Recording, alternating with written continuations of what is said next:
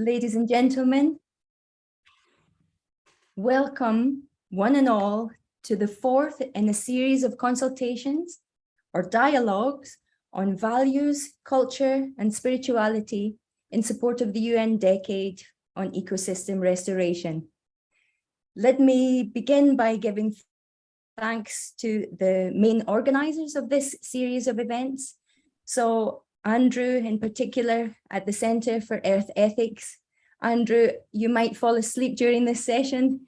It's 3 o'clock in the morning with you, so thank you so much for being here with us. But also UNEP and Asmira, who's here keeping us right and pressing all the buttons. And also Bumi Global and Gopal for his constant support. So all of you for this opportunity to present today with something that is quite a special event.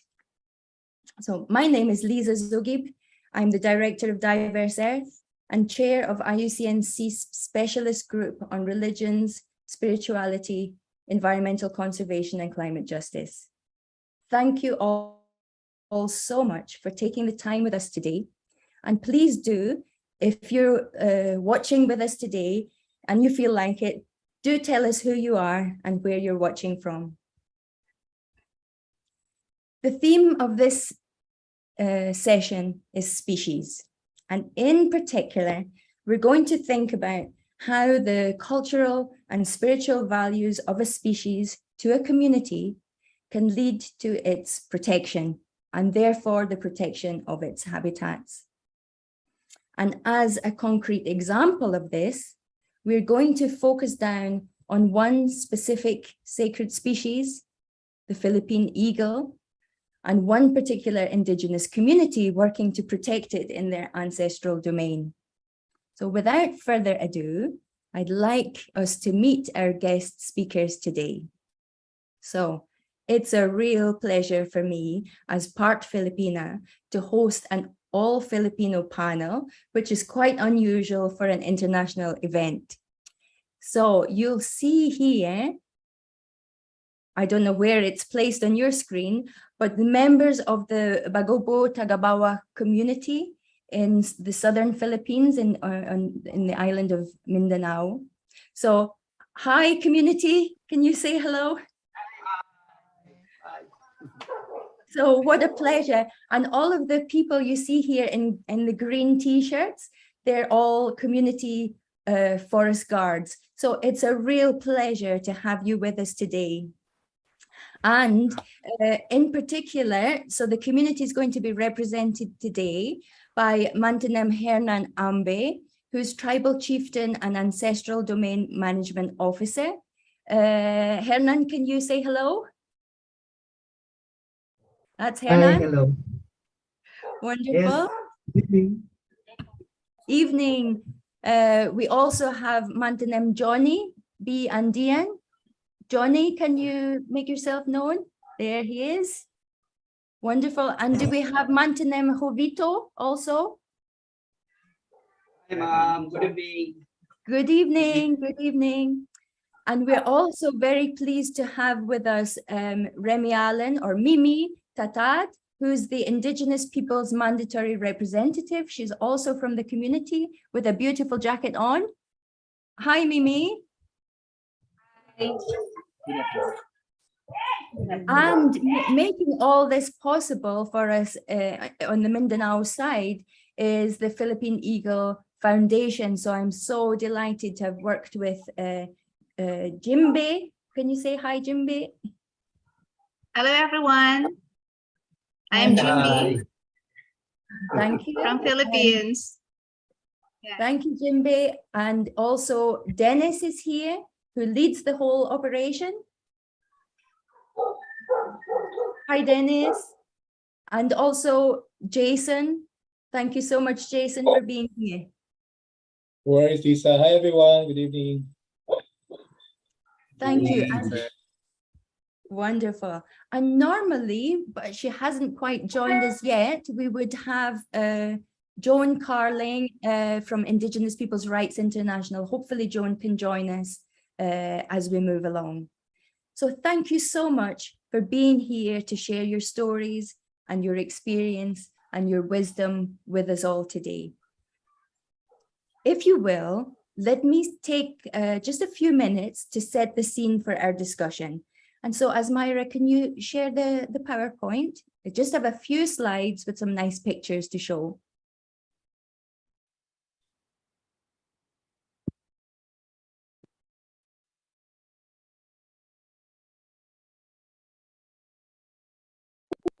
Thank you. Okay, so see this beautiful snow leopard. So all of the pictures I'm showing you here are pictures of sacred species from around the world. And it's funny because this morning I took a walk in the forest with the dog, and I was listening to who I would consider an old friend. His name is Alan Watts. You may have heard of him. He was a great philosopher and teacher on Asian traditions and spiritualities. And he said something that really jumped out at me this morning. He said, realizing so fully that you are the universe too, that your action on it is not an interference, but an expression of the totality. Let me repeat that. Realizing so fully that you are the universe too, that your action on it is not an interference, but an expression of the totality. And this, I think, is the basis of conservation. And the only thing that will start to turn things around is us realizing that we are part of it and therefore caring for it and being responsible. And those values are something that our Indigenous brothers and sisters still have today. So instead of asking questions such as how can we restore ecosystems or how can we save biodiversity, it's a nice way of looking at it to say, how can we move from chaos to care? So the world is in chaos. I think that's absolutely clear. The violence, the wars, the poverty, the environmental disruption, the climate crisis. It's really clear. We're in chaos. And it's also really clear that the structures that we have in place simply aren't up to fixing the chaos. So the politics, I mean, why do we stand for that? The politics, the authorities, not even the science and technology, they might polish things a little and make some things a little better, but they won't change the root of the problems because we live in chaos and not care. And isn't this beautiful snow leopard the opposite of chaos? Can we move to the next slide, please? So unfortunately, we have to acknowledge that the human species is at the root of the chaos, and other species, other living beings are paying the price of our own conflicts and our own non-care, non-mindfulness. As a result of that chaos, in my lifetime alone since the 1970s, the population sizes of all mammals, birds, fish, reptiles, and amphibians has dropped by 68%. So therefore, we could see this session as really being about relationship or broken relationships, our relationships with other species, our relationship with the world at large, and our relationship indeed with each other. Can we move to the next slide? However, there are still examples, often held by our Indigenous brothers and sisters, of different types of relationships as yet unbroken with other species. And these are best exemplified by species that human beings recognize as sacred. And so when we were actually working on preparing this ideas for this dialogue, Gopal, our colleague, said, well, Liza, you should come to the session with a species that's sacred to you, maybe a species from Scotland. Well, I didn't come with a species from Scotland, but I came with these guys here. And the fish in the middle is called Colombo, and he is a koi carp, and those are his fellow pond mates. And Nishikigoi come from Japan, but earlier from China. And they're known as a sacred species, swimming treasures. Nowadays, they're very intertwined with culture, and so they're kept in homes around the world, as well as in temple gardens in Japan and China. And all sacred species have a story, or have something to tell us, something to teach us. And so their story goes back to ancient China. They're the humble koi swimming against the current and trying for 100 years to get through the dragon gate. And then they pierce through and become a dragon. So it's a nice reminder to people of humility, determination, courage, and breaking through. And it's such a peaceful experience to be sitting beside a koi pond. Again, a reminder that the opposite of chaos is available to us. I'd like to ask any of our audience, if you want, if you hold a species sacred or special in any particular way, do let us know if you can by putting it in the chat. Anyway, next slide, please. I'm almost finished. Just wanted to say that sacred species are found globally. Many, many different examples of those species around the world, and the different relationships between humans and species. They occur not only in Indigenous and tribal communities, but also within mainstream faiths and other spiritualities. They're of all different types, and the relationship occurs in many different ways. And of course, there's many different outcomes for the species itself. Next slide, please. So to set the scene, we're looking at intimate connections between human beings and the species they consider sacred. We're going to find out if and how the sacred value of species can lead to their conservation. And we have this wonderful opportunity today to listen to and learn from some custodians of the sacred species that is the Philippine eagle. Next slide, please. There he is. But without further ado, I'm going to turn, that's the end of the slides. I'm going to turn to our the community first and ask them if you can tell us a little bit about your place. So tell us about your ancestral domain. I'm going to hand over to you. Perhaps Matanem Hernan, you can start us off. Yes, ma'am. Good evening. Although Sibulan is one of the Bagobo Tagabawa settlement in this local Mount Apo. So 98% is Bagobo Tagabawa. So part of Barangay Sibulan is ancestral domain, more or less 10,000 hectares under the management of the tribal leaders.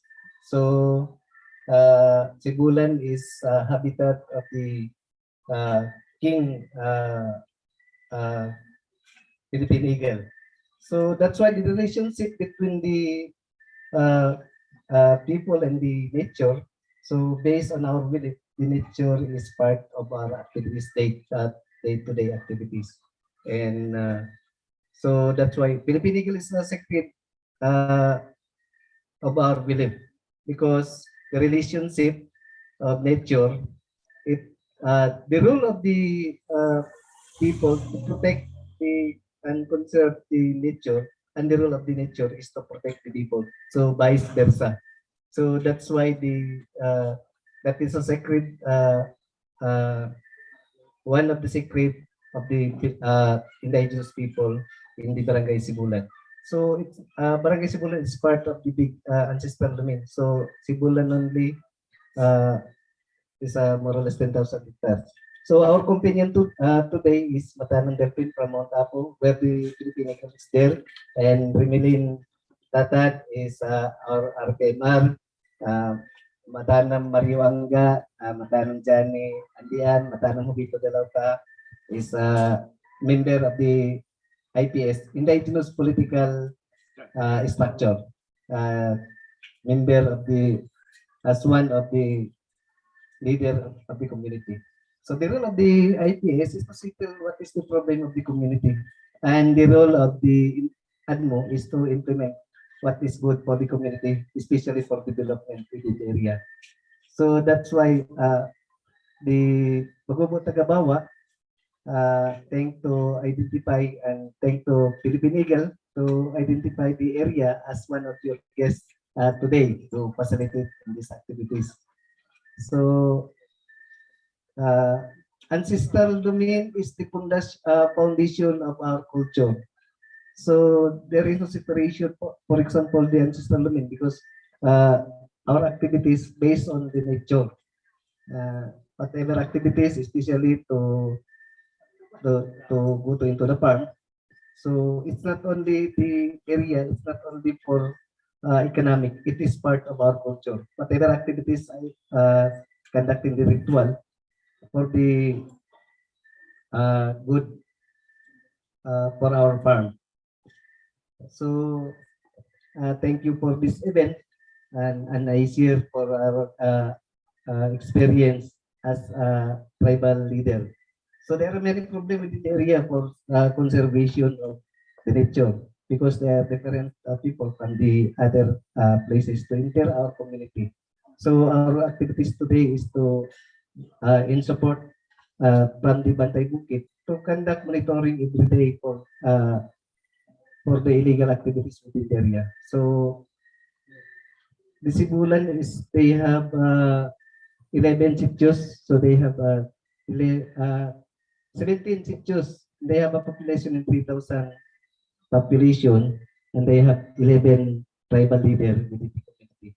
So the role of the tribal leader to identify what is good and to settle what is the problem within the community, and especially to the people from the other area to conduct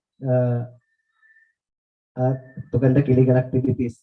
So even the government, private sector.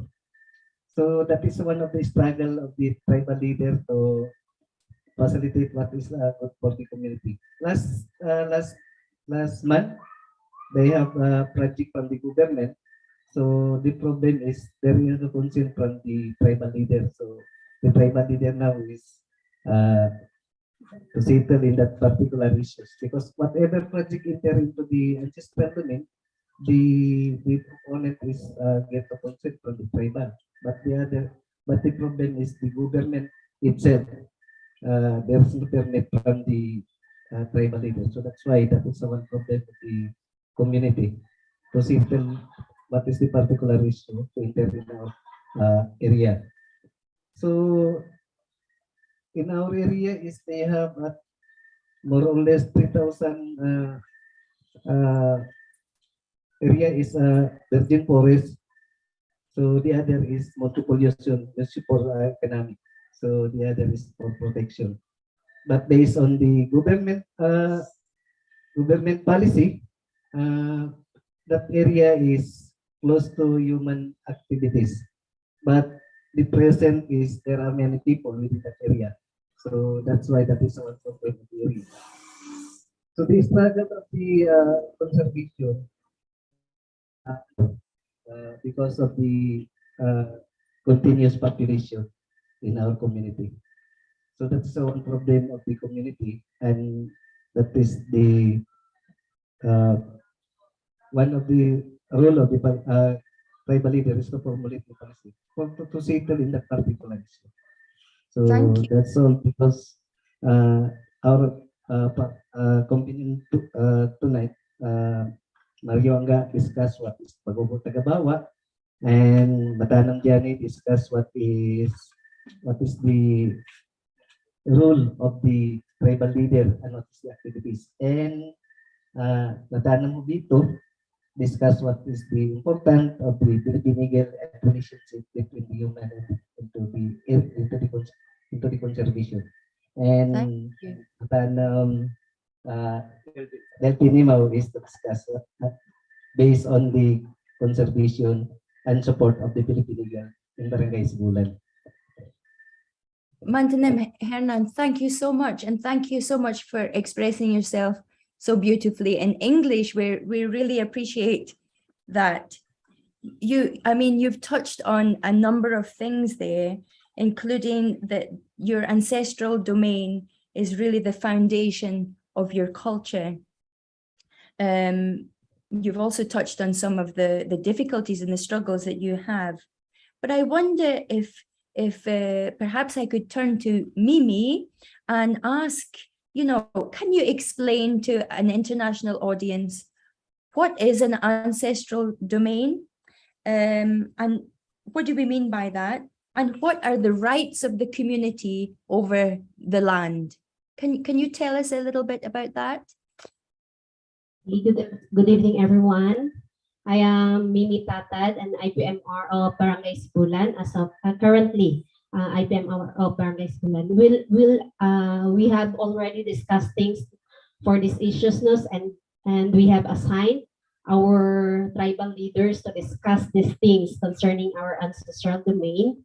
And this task belongs to Matanam Chubito Dulauta, since he knows most of the thing happening in our ancestral domain. So I am pleased to give the time to him to further discuss these issues or things concerning our ancestral domain. Is it Of okay, course. ma'am? Of course, Mantanem Jovito, please tell us more about your ancestral domain. Thank you. Thank you, ma'am, and good evening sa iyo po. Okay, ma'am, ang desayon ko lang ni ma'am, no? Desayon lang ako para mas makuha na ito. Iba naman tamo in English, pero hindi ka maka-fluent na mo. So, hindi ako, ibinisa na lang ako i-translate nila yung mic.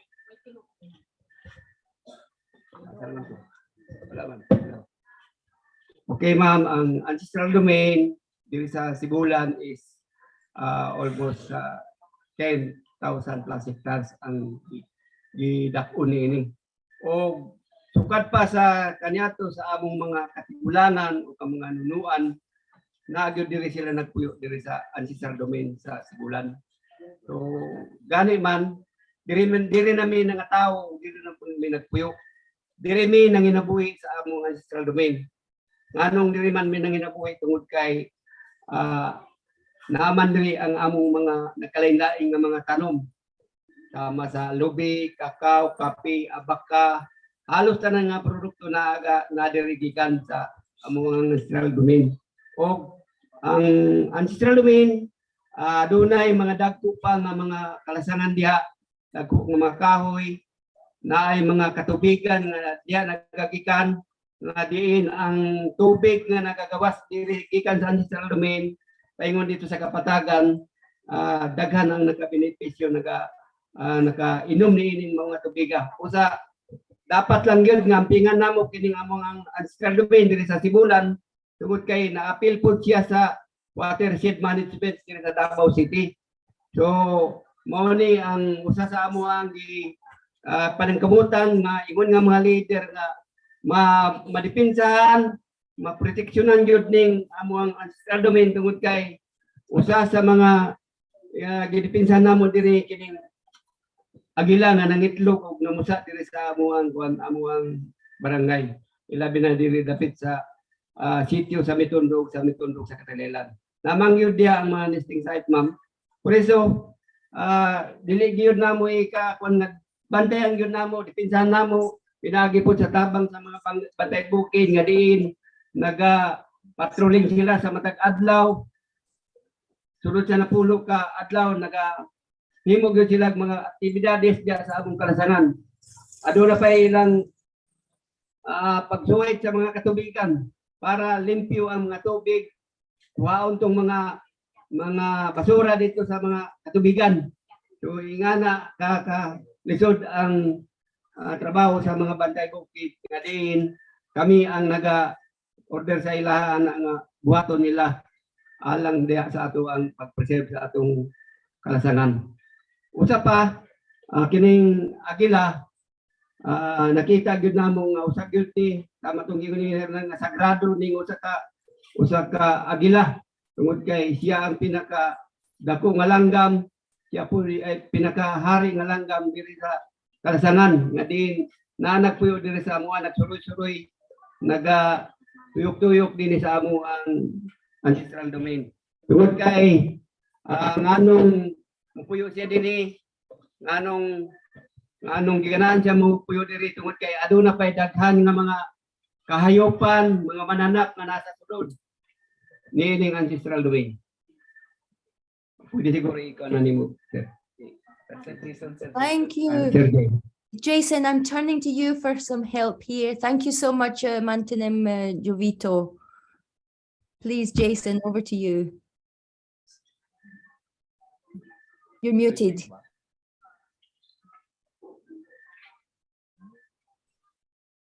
Yes. Yeah, so Matanem just mentioned that they have almost 10,000 hectares of ancestral domain, and their ancestors and their elders have occupied the ancestral land since time immemorial. It is their home. They lived in the land and from the land, and it nurtured their crops and their lives. Apart from farms, the ancestral domain also contains forests, large trees, rivers, which also nurture and provide water and services to people downstream in the cities. And they feel that they have an obligation to take care of this precious watershed within their ancestral domain.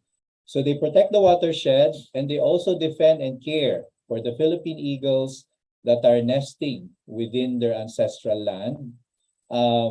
They do this through their forest guards, who performs 10 days of patrols per month to monitor the Philippine eagle, protect wildlife, and also keep the rivers free from pollution. And the forest guards are working under the orders of the tribal leaders. He also said that the Philippine eagle is sacred to them. It is the largest animal and the king of birds within their ancestral domain. It flies around the domain. It loves to stay in the domain because there is food, there's shelter, and also there's protection within the ancestral domain. Thank you so much. Thank you, Jayson, for helping us out there. And thank you again, Mantanem Jovito, for your intervention. That was very clear. Thank you. Now that we got on to the topic of Philippine Eagle, I'd like to go back, maybe go to actually the Philippine Eagle Foundation for you to tell us a little bit more about the eagle itself, about its status, and about you know, what is the status of the Philippine eagle in the Philippines today.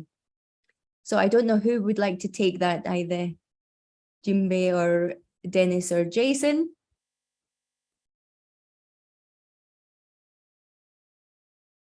Go on. Sir Jay, would you like to share, or Sir Dennis? Yes. Well, I can talk about the species, and then perhaps Sir Dennis can talk about the program later. So yes, so the Philippine eagle is found only in the Philippines. So it's one of the largest and rarest and most endangered eagles in the world. And it is, by the way, the national bird of the Philippines. Now, its status is critically endangered, which means that if Filipinos do something to save the species within the next 50 years, then the species might get extinct. You know, we might lose the eagles forever. Estimates suggest that there are no more than 300 pairs of Philippine eagles across the Philippines. So they have very a small number of population remaining, and they're found only on 4 major islands of the Philippines, namely Luzon Island, Leyte, Samar, and Mindanao. And Mindanao Island, where most of the indigenous peoples reside, over 60% of our total indigenous peoples population are on Mindanao. The Philippine eagle is found mostly within ancestral domains. When we started as an organization 35 years ago, we focused on saving the Philippine eagle as an ecological keystone, no? And also as a bird that's endemic to the Philippines that's endangered. But through the years of careful and patient work, and also listening to indigenous peoples, we also found out that the Philippine eagle is also culturally important for indigenous peoples. And that's when we realized that apart from being an ecological keystone, apart from being a Filipino bird, the Philippine eagle also has important cultural ties to indigenous peoples. And that gave rise to what the foundation has been calling culture-based conservation. The Philippine eagle being a cultural keystone, and indigenous peoples are also at the forefront of protecting our national bird. Thank you, Jayson. So we will get on to how you're working in a little bit, but if we could just turn back to the community now, and if anybody wants to express, what the Philippine eagle means to you, means to your community, means to your culture and traditions, please, over to the community. Who would like to take this?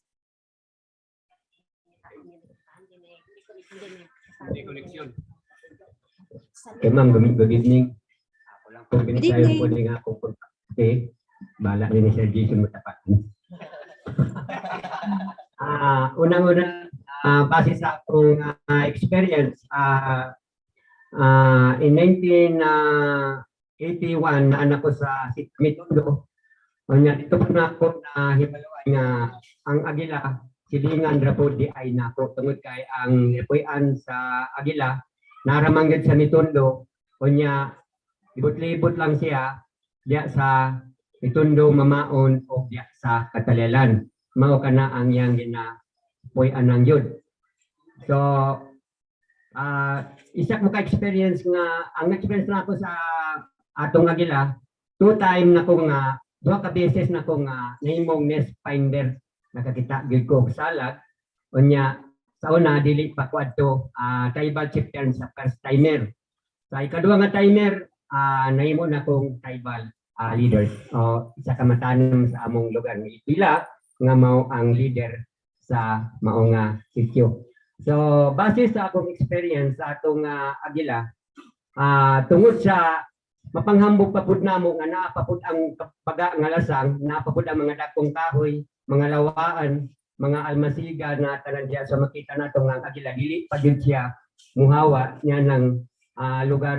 Usa sa benepisyo ngadto sa community, sa komunidad niya ng maong agila tungod kay ang gipuy-an sa agila dinhi sa Barangay Sibulan sa among ancestral domain is dili gyud mi makatagamtam ni anang mao nga kalamidad ngano tungod kay ana pa ang mga baga nga kalasangan ana pa ang mga kahayopan nga mao ang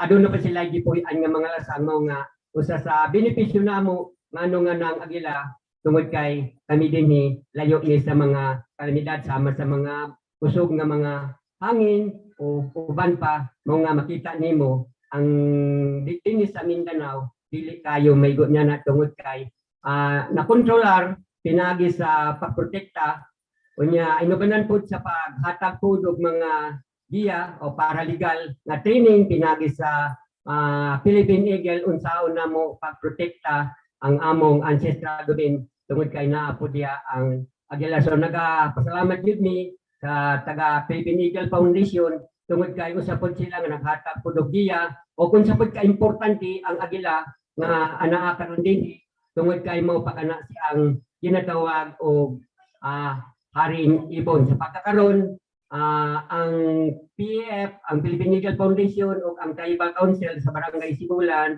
is nagkahiusa unsaon nga maprotektahan o maundang kadtong mga illegal logging nga mga illegal nga activity nga ginahimo tungod kay sa pagkakaroon dili pa gyapon namo na maiwasan tungod kay dili pa ang tanan nakasabot ngano nga ginaprotektahan ang atong kalasangan, ginaprotektahan ang atong agila karon nga naadya. Dili pa tanan nga nakasabot sa pagkakaroon sa karon na sa mga tahas, sa mga leaders nga kailangan nga ipasabot, i-implement dito sa kalilan mga community, ilabi na sulod sa yutang kabilin ang pagpasabot sa mga tao pinagi sa ISA. Kadto lang dakang salamat o mayong nagiging. Thank you so much. Jayson, we look again to you for your translation help. Thank you. Yes, well, thank you for that, Matanem, Delphine. So He said that in 1981, that's the first time that he saw the Philippine Eagle and realized that the Philippine Eagle, a pair of Philippine Eagles, were actually his neighbors. No, his house is very close to a nesting site, and the Philippine Eagle pair flies around Mitondo, his village, and two more communities. And he was also fortunate to find two active nests of Philippine Eagles, and that was when he became a guardian, no, of this Philippine Eagle nest. And that time he was not yet a tribal leader, still a very young member of the community. But when he grew old, he became a leader, and he was sort of in charge of taking care of the eagles in the wild. He said that the community boasts of having large trees, one of the few remaining forests of Davao City, large lawaan trees that the eagles use to nest on. They're very proud of that. They have one of the best forests in Davao City, but they also realize that the eagles and forests are also threatened by outsiders. But he is very thankful, and the community is very thankful for the support that they're getting to protect the forests and the eagles. Of course, he's thankful to the Philippine Eagle Foundation and other partners, and they're committed, to continue with protecting the forest and the eagles on everyone's behalf. Thank you very much for that, Matanem and Jayson as well. Now, before we go deeper, and I see Joan is here now as well, so welcome, Joan. We'll get to you in just a minute, but what I wanted to do was just quickly show a very short couple of minutes clip so that everybody can get a better idea of your ancestral domain and the wonderful Philippine Eagles. Thank you, Asmyra. Mao tong panahon nga nakakita gyud ko sa mama ug sa anak sa Philippine Eagle. Ang imong kalipay mura ra pud ka nang makakita ka sa imong anak nga dugay na nimo wala nakitaan. Adlok siya tan-awon pero siya sa tanan nga ibon silang ang pinakamaganda. Ginaisip na namo nga kanang sakop sa among pamilya. Ako si Mrs. Marlene Ambe, usa ka bantay bukid na babae ug membro pud ko sa Bagobo Tagabawa. Ang among panginabuhian diri tanim og saging, abaka, kape ug kakao.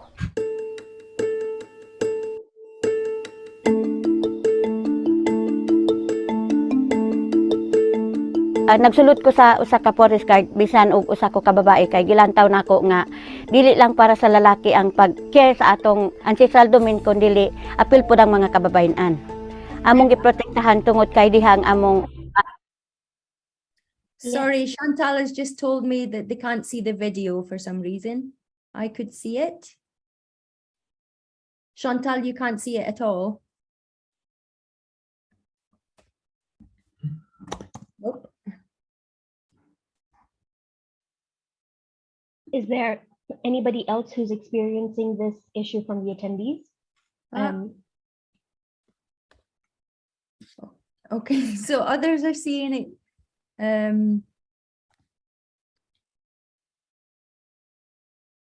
Chantal, it might be the view in which you're seeing this webinar. Do you mind trying something else and letting us know if you can see the video? And Chantal, I can definitely share it with you after. Great. Thank I'll you. put the link in the chat. Here we Thanks. go.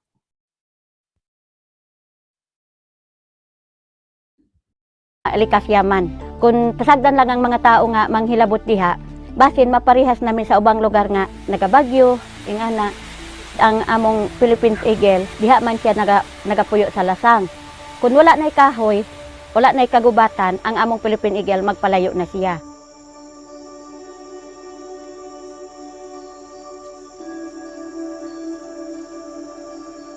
The Philippine Eagle is our top predator. It's our apex predator. We don't have lions, we don't have tigers, but we have a very beautiful bird of prey.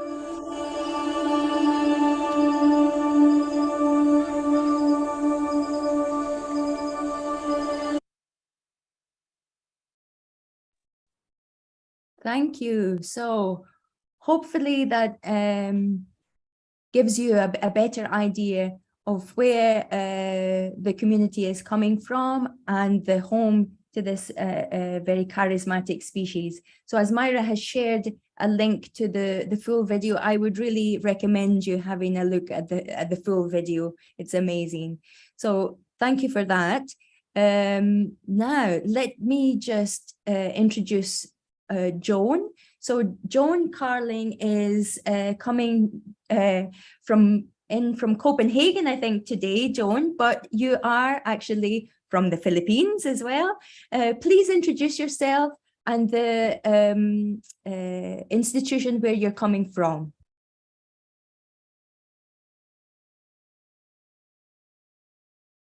You're just muted, Joan. Yes, thanks. Magandang hapon po sa ating lahat. Ako si Joan, taga Cordillera sa Mountain Province. I'm Joan Carling. I'm from Mountain Province in the Philippines, and I am working with the Indigenous Peoples' Rights International. Thank you, Joan. And I'd like to stay with you here because we've been talking with the community here. They're really working hard with lots of others like the Philippine Eagle Foundation in order to protect their ancestral lands. Can you tell us a little bit about why Indigenous peoples are so important for conservation? Okay, thanks for that question. I mean, for me, it's conservation is in the DNA of Indigenous peoples, and that is why the remaining biodiversity of the world, 80%, are still in Indigenous territories. It's because it's part of our lifestyle, our culture, our identity, and even our spirituality. I heard exactly what our elders and leaders from the Mondobo was saying a while ago, that the value of their ancestral land, right, is not only the land, but all the elements, the nature, the environment is part of them. So we have this reciprocal and interrelationship with our environment, with the plants and animals that we in many cultures even consider as our brothers and sisters.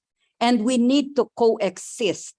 And that coexistence is important for the future generation, that we don't look at ourselves or our environment only at the present time, but also for the future generation. So that is inherently a conservation principle and a sustainability approach.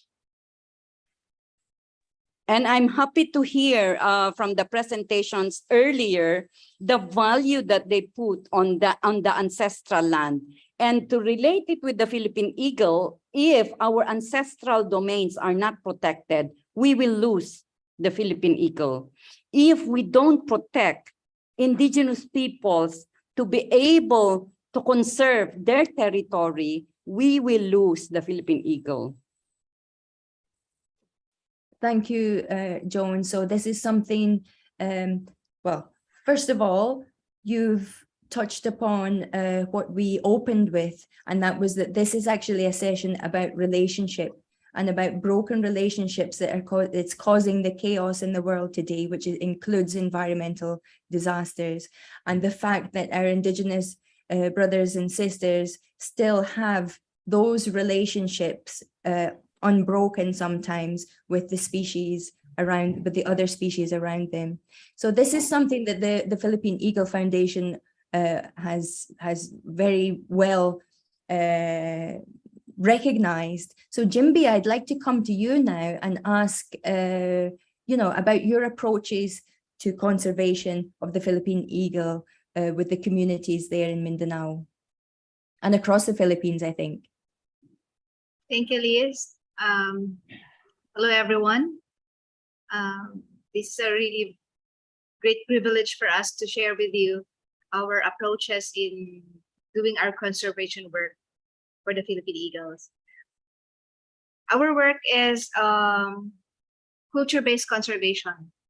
We use this approach together with our indigenous communities as partners in conserving our Philippine eagles. This approach is called rural-based governance approach, which captures how local communities see, understand, and relate to biodiversity, and use these place-based values and tools, and together with science-based knowledge and tools also in support for community-based conservation.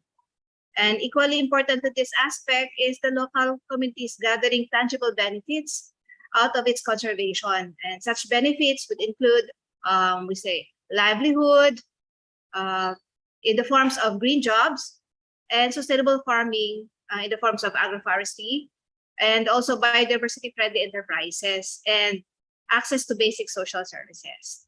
So we believe that the fate of the Philippine eagle is interconnected with the environment. And as to status of the Philippine eagle, it's really at the brink of extinction, and that we believe that together with the indigenous communities, we can save it from that status.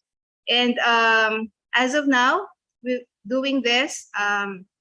We work with community leaders, we work with tribal elders, and we work also with women and youth in the community. We help them craft policies so that they will be able to implement their plans and their policies. And once they implement it, they will be able also to let's say, provide incentives for those who follows the rules, and disincentives to those who did not follow the rules. And through the forest guarding program, we have intensified the protection of their ancestral domain, as what Matanam Hernan and Matanam Jovito said, that they've been doing now the ancestral defense system through the forest guarding program of the Philippine Eagle. And also working with the youth and the women, they are, we say, also revitalizing their culture through our efforts. It's because the Philippine Eagle as their icon, as their cultural keystones, also help them promote their culture, especially among their younger generations. And the youth are involved. They've been doing and participating in many cultural activities. But not only that, they're also helping in the reforestation activities of the tribe. So they see that this forest that they have should be maintained and also increased, so that the habitat of the Philippine eagle will also be increased. So by now, we've been doing conservation efforts also with the women. We have conservation, plush toys for conservation as a livelihood of the women of the Bagobo Tagabawa. We also have beads for conservation as artisanal handicrafts of the tribe, especially mostly in Mindanao. And we also have face masks for conservation because of the pandemic. So we believe that there are a lot of hunting issues of the Philippine eagle because of the pandemic. It rises all our rescues around, if I can remember, more than 11 rescues already since the pandemic time. And these birds are rehabilitated at the center, and some of them were released. And through our efforts during the COVID time, we help the IP communities sustain their livelihoods. And we believe by doing that, we also encourage them to continue their conservation and protection efforts for the ancestral domain. And a lot more. We have a lot of activities that enhances the livelihoods of our IP community, especially the women. So the women now are also involved in the conservation. So we have the women in the environment, and also the youth. So that's how we work. We help them develop their policies, and we help them develop their leadership and codify their policies and their, we say, indigenous philosophies. And then we also help them establish an organization so that they can stand any pressures and also implement projects with them. So we also help them in doing conservation planning. So I think that's it. That's how we do it. Thank you, Jimbea. Work Thank with them. you. That was very interesting. Now you've spoken about the women of the community. Can I go into the community now and see if any of the ladies would like to tell us about their work? I know that we saw from the film that, you know, there are women forest guards, so they're doing very similar work. Any of the ladies like to tell us about their work?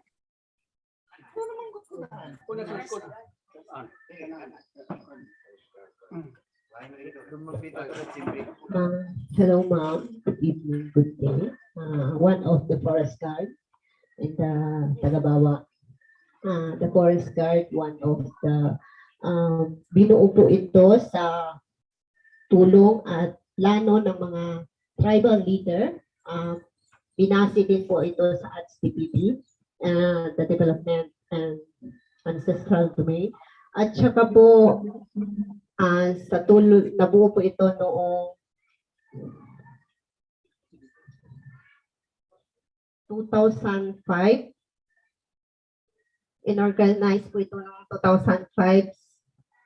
Voluntary po ang pagprotekta ng mga bantay bukid sa aming kalikasan. So, sa tulong po ng Philippine Eagle noong 2016, at saka sa City Mayor's Office, nagkaroon po ng incentive na 2,000 pesos. So, ngayon po, nagkaroon na kami ng 3,500. So, sa tulong po ng mga tribal leader at saka ng City Mayor's Office at saka sa PEP. So, isa po sa trabaho ng Bantay Bukid, patrolling. 10 days po ang duties namin for the 1 month. Patrolling, eagle monitoring, at saka river monitoring. At saka po ginagawa po namin ang reforestation kasi po para po mapalitan yung mga punong kahoy na naputol noong una dating mga kagawian ng iba. So sana po by 30 years from now, magkaroon tayo ng mga bagong puno ng kahoy sa tulong po ng Forest Guard at saka sa Philippine Eagle. Thank you very much. Jayson, can you help us out here?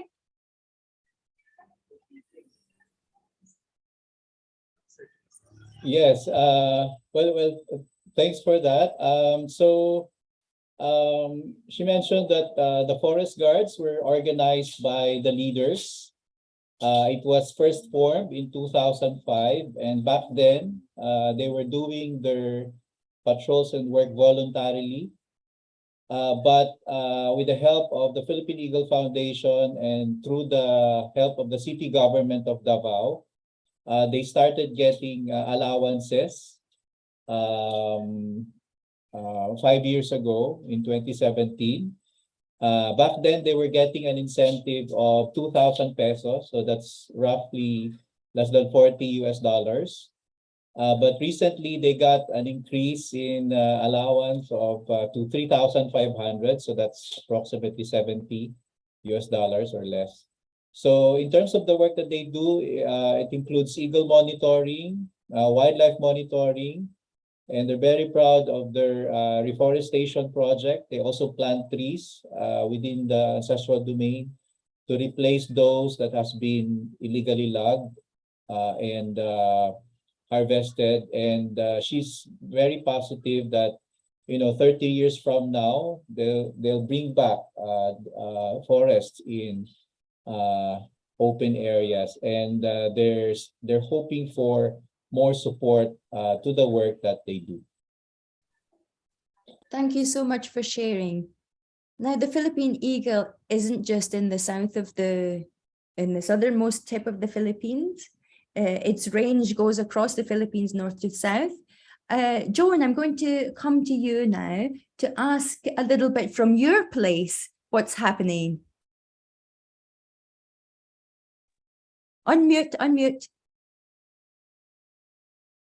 Yeah, I actually saw the Philippine Eagle in Calanasan, Apayao when I was doing my field work. And it was really wow. I mean, really huge. It's really admirable. And so I just want to share also that the indigenous practice of conservation that is culturally rooted, and I've seen this done.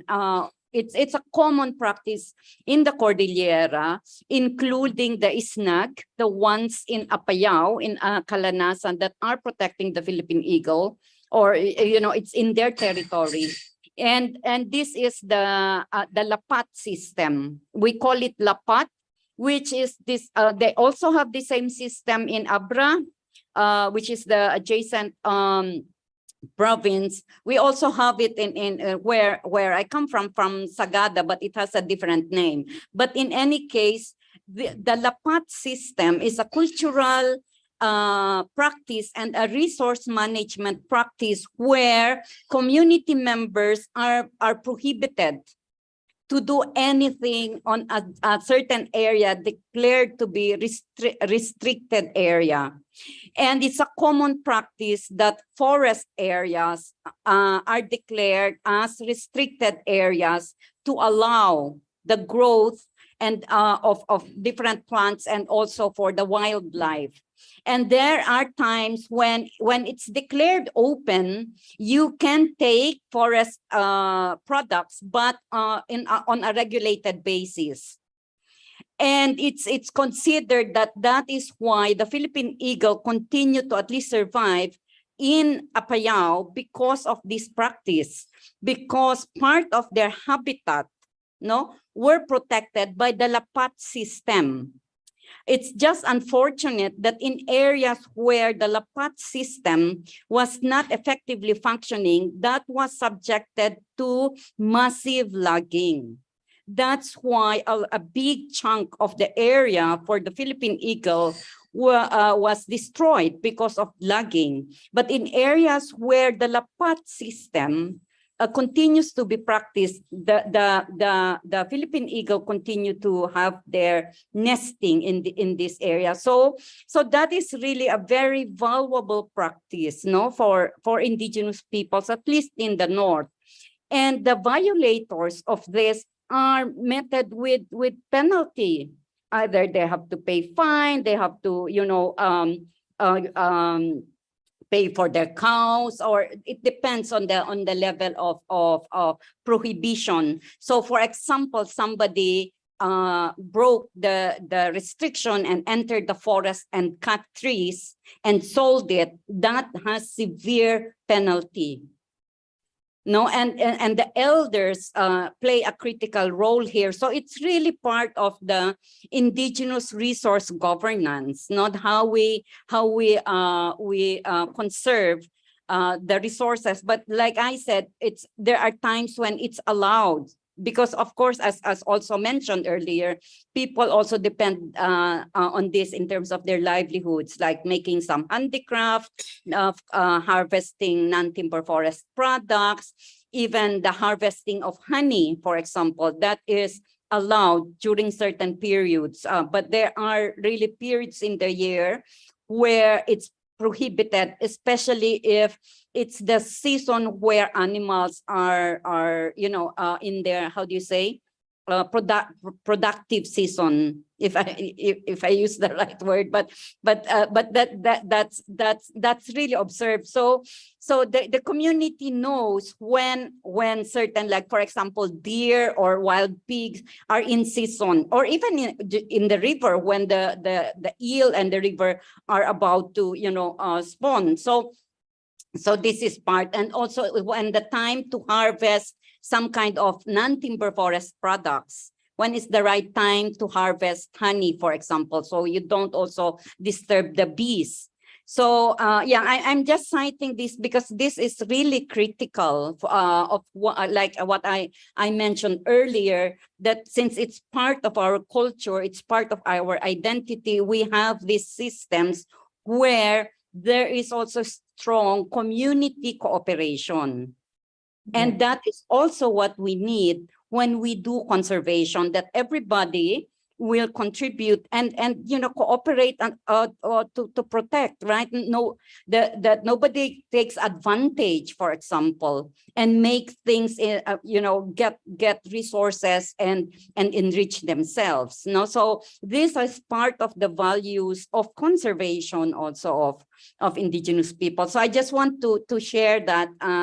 I think because it's important, at least on the part of the North, of why the Philippine Eagle continue to thrive, and also to raise alarm that we need to do something with illegal logging, because that is really the one threatening our Philippine Eagle. And I'm glad that more and more local governments are now saying that they support the conservation of the Philippine Eagle and are willing to cooperate. So that is definitely a welcome gesture from our local governments, because it gives it an opportunity for local governments, indigenous communities, tribal leaders to really pursue a sustainable resource management and conservation system, and each will play their role.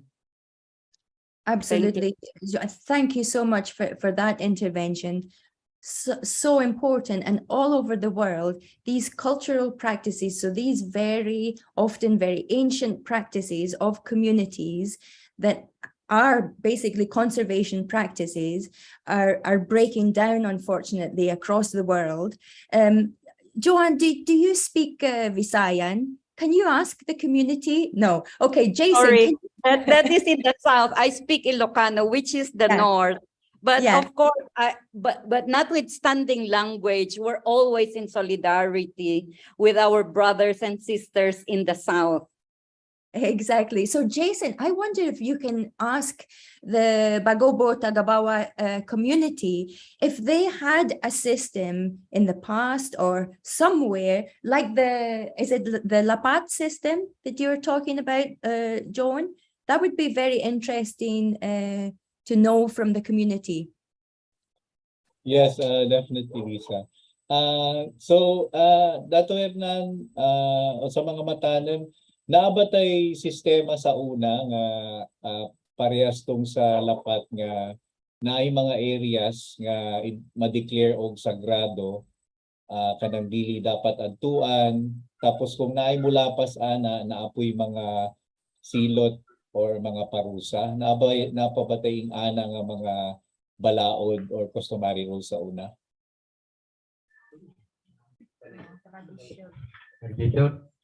Ngayong gabi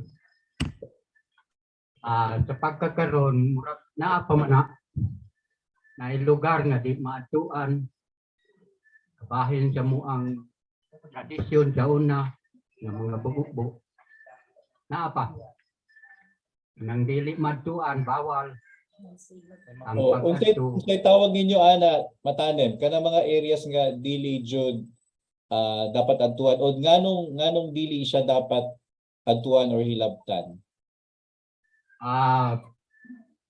Ang istorya na sa katigulangan namo nga ay kanang area nga dili maadtuan, kung ikaw makaadto dito na kay masanitian nga balatian anak ba silbi nga buyagong ka anang butangta nga naay nagpuyo diha mo nang dili padtuan sa unang panahon sa mga katigulangan kay makadto ka nagay balatian nga imong masanitian nga sakit ka ana ba mo nang na area nga dili padtuan sa unang panahon sa among mga katigulangan nga mga Bagobo. Ang area nga dili padtuan di gyud na ang kay sa amo na delikado gyud bawal kay adto ka dito magtangkag sakit dili nimo may bawaan kay ang nagpuyo diha na manggitagyaan na. Sigun sa mga tigulang sa una nga nagdili nga naang riyaha nga dili ka makadto dito. Ikaduha, maunay buhat sa mga katigulangan sa Bagobo sa una nga among tradisyon. Ang kabahin niya aning area nga dili matuan usa pod na sa muang tradisyon nga ginakuan sa muang mga Bagobo. Karon lamang nga gimahal namo kay aron ang agila mabuhi kay mo nay naghatag sa muang kagandahan sa among barangay o sa among Philippine. Muna.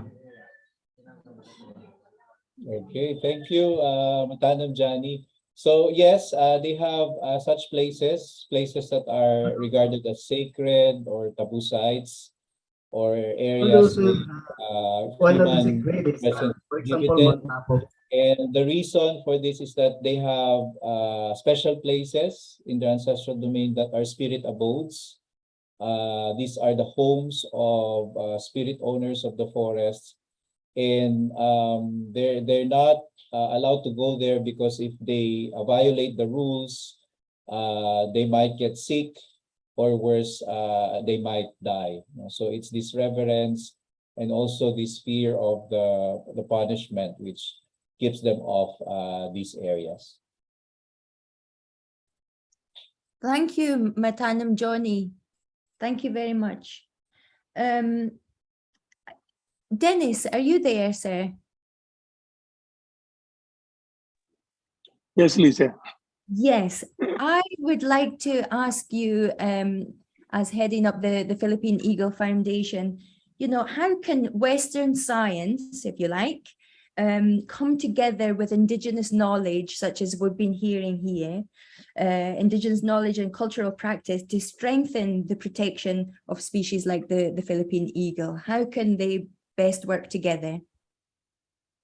Well, I think we've already blended cultural practices and science well with our partners in indigenous communities. For instance, in their forest gardening activities, they already use cell phones and gather data via using apps. Also, they're trained to use tracking equipment to track and monitor eagles. Use of scopes and how to gather data. Things like that enable them to blend data gathering, research, and science with cultural practices. Thank you. Thank you, Dennis. Joan,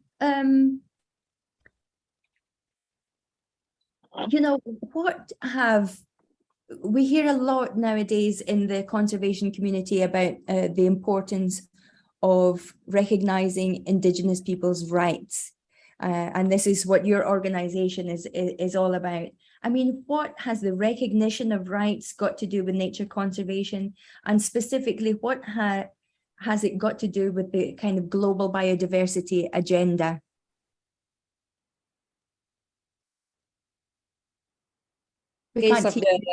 Sorry. I think in the case of the Philippines, we're very fortunate that that Indigenous people's rights is legally recognized. So we are rather put in a better position relative to other Indigenous people. So now, for example, our datos here are speaking of ancestral domains and protection of ancestral domains where the eagle finds their habitat. So there's really that strong potential that we can still save the Philippine eagle, also because there is a recognition of the rights of the Indigenous peoples over their lands. But this is not the situation in many Indigenous peoples across the world. Asia, for example, which has more than 2/3 of the Indigenous peoples, more than 300 million. If you look at the population of Indigenous peoples across the globe, it's more than 400 60 million, but only of this, only 10% has legal recognition of their lands. But even with this, in spite of this, indigenous people still continue to protect 80% of the world's biodiversity. And that shows that they play a critical role, right? So that is the inherent, like I mentioned a while ago, part of the lifestyle of indigenous peoples is the protection of the environment, so that we have something for the future generation. And it is important now because we're losing our biodiversity in an alarming rate. Especially now with climate change, we've seen, not so the two twin issues cannot already be isolated: climate change and biodiversity. If we lose biodiversity, the more the climate will worsen, and we know particularly forest, for example. So protection of forest biodiversity is critical also in addressing climate change. The same way, for example, protection of the oceans as critical for climate change. And these are the territories of indigenous peoples. But like I said, because of the lack of recognition of our rights, we are even criminalized when we use our resources. We see this. I was just in a meeting yesterday with the women leaders, the Maasai women pastoralists in Tanzania, because they're being kicked out in the name of conservation. When they are the ones protecting already their biodiversity, because they don't have legal recognition of their lands. And part of that land was also given to the Dubai royal family for their wildlife games. When it's the Maasai who protected those wildlife in the first place. But then they are now evicted, given to the royal Dubai family. I mean, that's why it puts the recognition of land rights at the heart of conservation, because if you don't, then that's the way we are losing not only our lands, but our practice of conservation, the biodiversity, the lands taken away from indigenous peoples have least biodiversity because they're used for so-called development, right? For agribusiness, for ecotourism, for infrastructures. And so aside from us losing our land, we end up with the pollution and we don't get even the services. How many dams are built in our rivers that destroy the riverine system, and yet our communities do not even have electricity, right? So on the other hand, if we have our rights over our lands, territories, and resources, then we can freely practice our conservation measures. We can enhance our traditional knowledge on the use of plants for medicines, the protection of wild animals, because of the reciprocal relations that we have, right? We know when we can hunt, because it's the season of there's some abundance somehow, then that's the season we can hunt. But we don't take those, for example, we don't hunt during season of or during the different seasons. We know what to produce, rainy season, dry season. That is also ensuring that the environment thrives in the different seasons. So this encompasses a whole knowledge, system of knowledge. And that system of knowledge is not only a cultural thing, it actually also provides us with, protects our food systems. Like, for example, it's prohibited to do shifting cultivation. The rotational, it's called slash and burn. It's prohibited in many countries. But if you look at it in an evidence-based study, it has shown that we produce 80 types of food in just a 1,000, size of land. And it actually, because of the regeneration of the soil, it actually absorbs more carbon. The soil absorbs more carbon. And this is scientifically proven. But we are being criminalized when we do that, when in fact, it is a good practice for biodiversity and for food security of indigenous peoples. But again, these are not recognized. And that becomes a source of conflict, that becomes a source of, poverty and even hunger in indigenous communities. Because as I said, we rely on our natural environment. And if we are taken away from that, and our rights are taken away, then it's like what I said, it's like taking the fish out of the water. Thank you, Joan. So what Joan has really highlighted so clearly is the chaos that we started this conversation about. It's the chaos, the crimes, the injustice against indigenous peoples and local communities.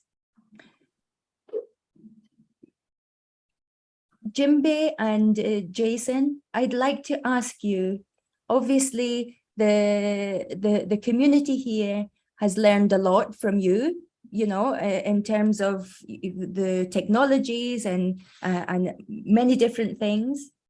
What have you guys learned working with the community? Maybe Jimbea would like to answer first. Jim. Go on, Jimbea. Thank you, sir.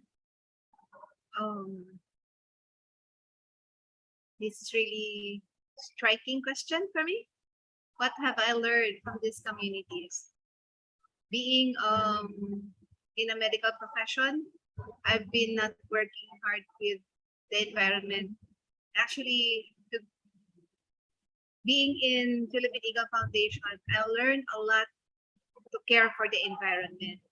And through having good relationship with the indigenous communities, learning from them, their lives, their values, their cultures, their spirituality, I learned how to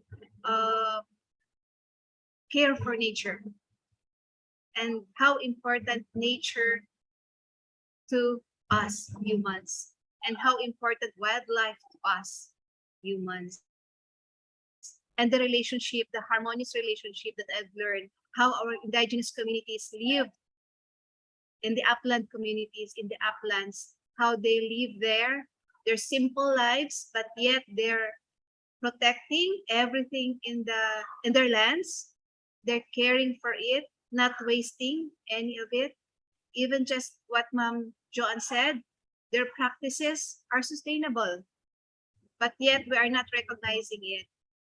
And it's us from the lowlands are responsible for destroying a lot of our environment.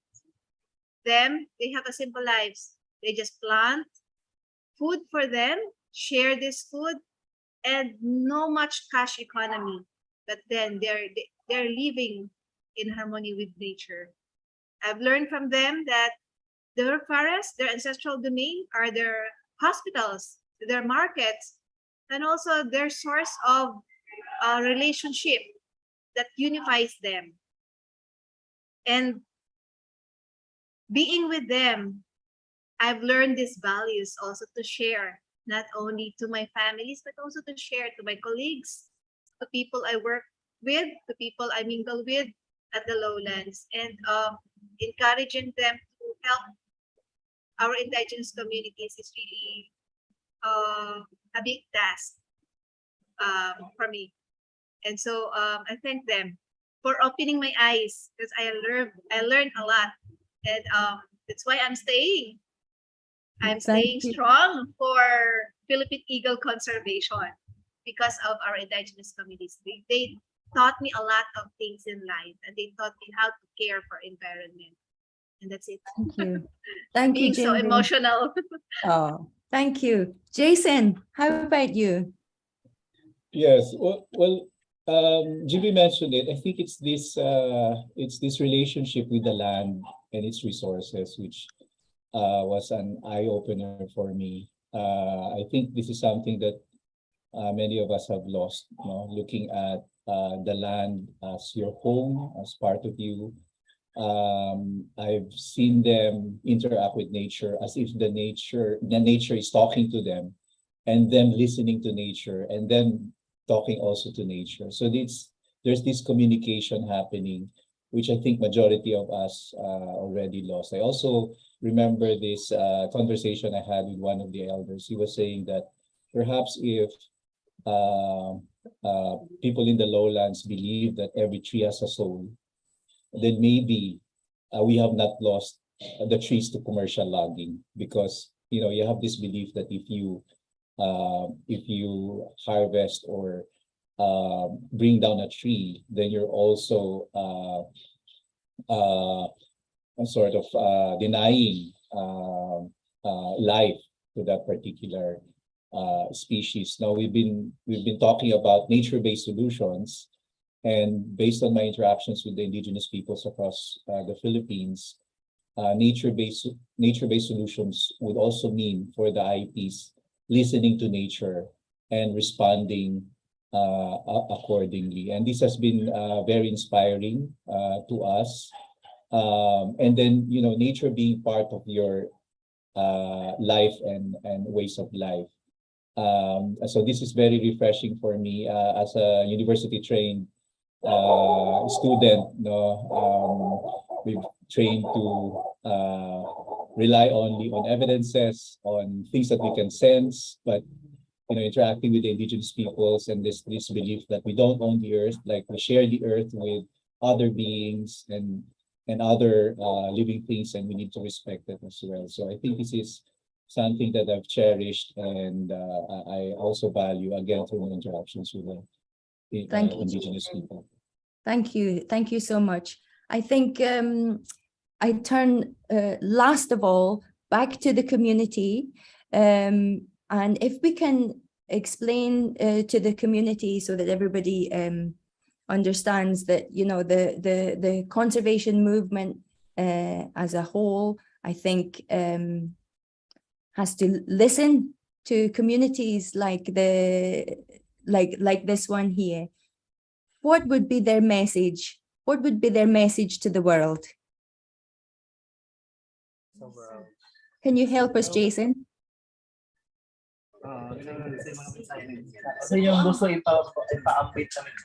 Sorry, I have to change place because my dog is quite noisy.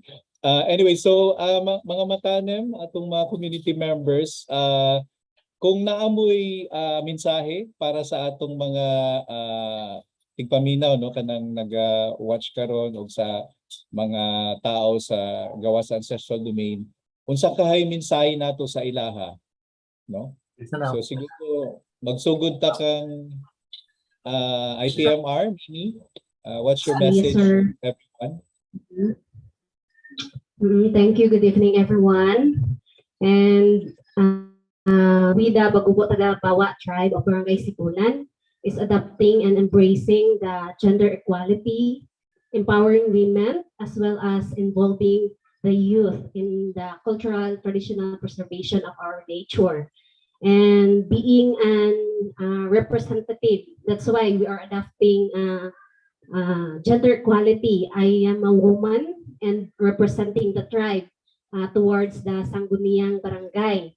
And as a tribe, same thing as the endangered species out there in the forest land. And we also in the community, the human is also having chaos in the community sometimes, as Joan says, although the Philippines is, the indigenous people of the Philippines is protected under the law of the IPRA law, or the Republic Act 8371 of 1997. And still, there are instances that the smallest unit of the government, the BLGU, especially our executives, is not recognizing this law. That's why we are having conflict in representing our tribe towards the government units. So that's why asking us on what is our message towards the world.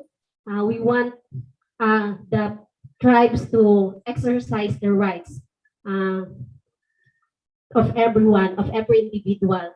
It is because not only we are talking about the lives of human here, we are also talking about the life every living things around, especially in our ancestral domains. And this is, I think,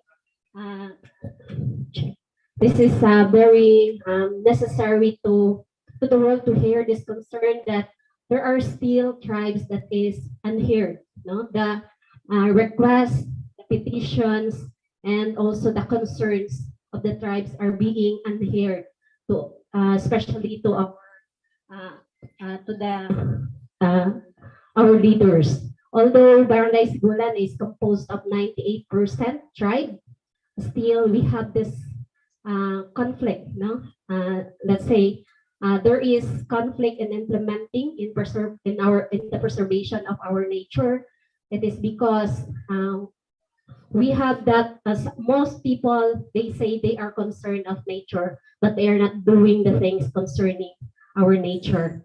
They are good in talking, preserving, but still they are doing things that destroys nature. That's why I want to say these things for us to exercise, because ancestral domain nature is the way we live, the way of our living, and in this way, we without the nature, without if our nature dies, I think people also dies, because every resources that gives lives to our human being comes from our nature. That's why we have to protect, not just for the community that has Philippine Eagle, for the community that has this endangered species, for the community that has this forest land, but also this is world issues.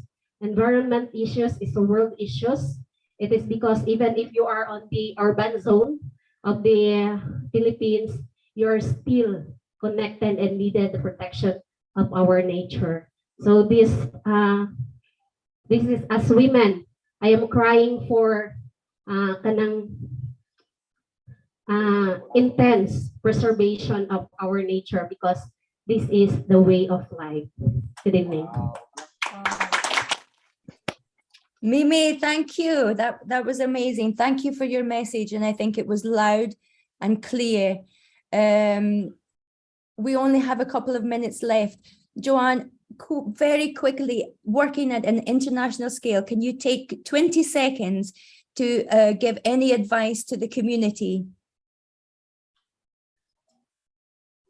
Unmute. To continue to stand their ground, assert their rights, and practice their culture and live with dignity and pride as Indigenous peoples.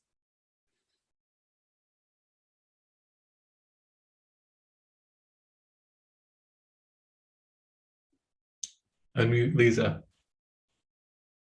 Sorry, I really hope you've all enjoyed being part of this discussion as much as I have.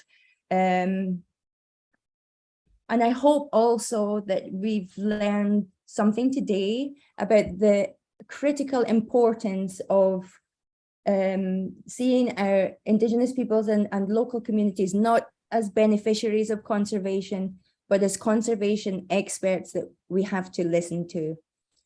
So again, I leave you with the quote that we started with, realizing so fully that you are the universe too, that your action is not an interference, but an expression of the totality. So let's value other beings as ourselves and move from this state of chaos to care. Thank you so much. Thank you. Thank you. Thanks everyone so long. Thanks, Maraming everyone. salamat.